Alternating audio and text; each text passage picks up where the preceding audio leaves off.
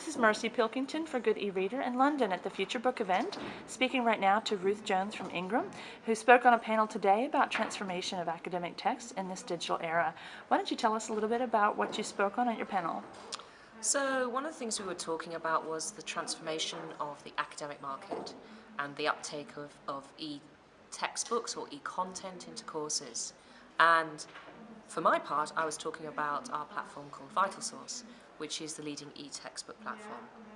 And really we were focusing on how things are changing, how things are moving from a publisher sells direct model to a more managed model, and the way that textbooks are starting to be integrated into learning management systems such as Blackboard, Moodle, etc.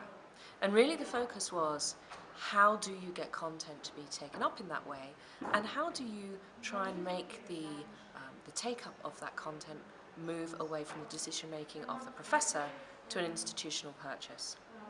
And we've seen a lot of dynamic content that's coming out from a variety of sources even. We did hear, of course, on the panel that the content is going to drive all of it. It can't just be bells and whistles. It still has to be solid content.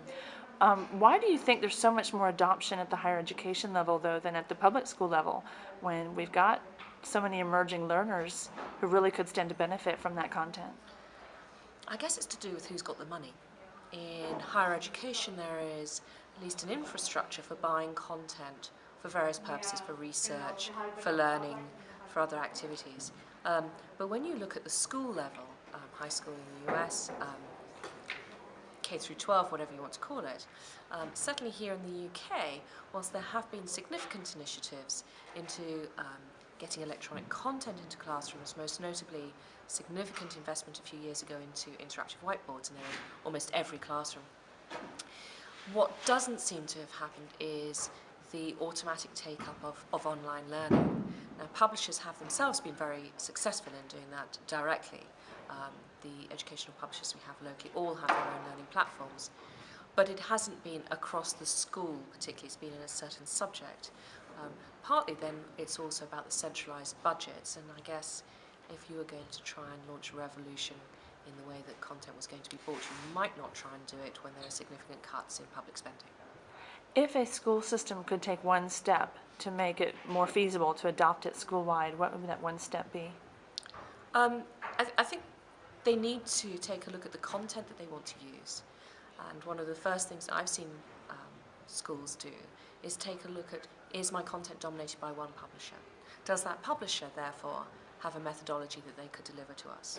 It might be that it's a platform like VitalSource, it might be their own platform. And in that case, that's your first step of, can I get something integrated? Am I able to share my learning objectives and my homework with the students using a system?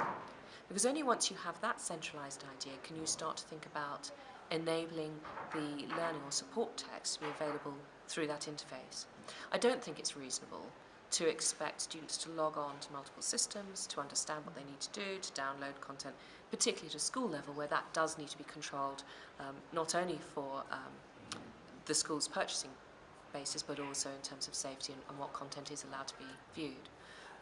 In a higher education model, the thing that's changed here in the UK is that the institutions are now starting to charge fees. And there's been a significant hike of that fee in the last year. To the US it seems like a very small amount of money. To the UK it's a huge amount because it hasn't been budgeted for.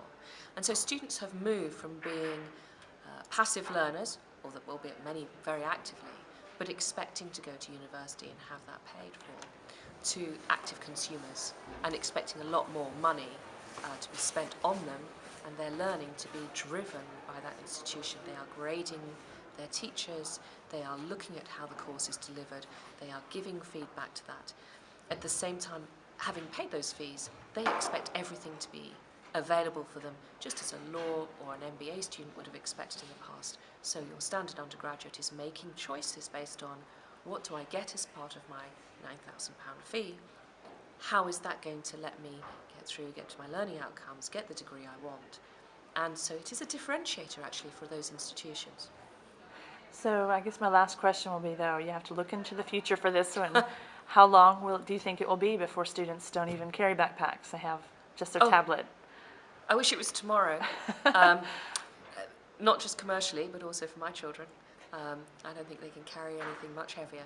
I think realistically, though, in higher education, we're looking the next 2 to 3 years. There is definitely demand. The supply chain isn't quite sorted out yet, but there are plenty of options there and people trying to find solutions.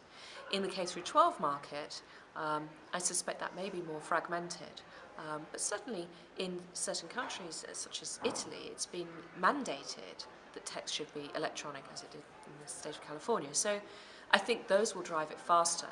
I think it takes a very forward-thinking schools program to really drive this through, but perhaps with the new curriculum in the UK, then advances can be made.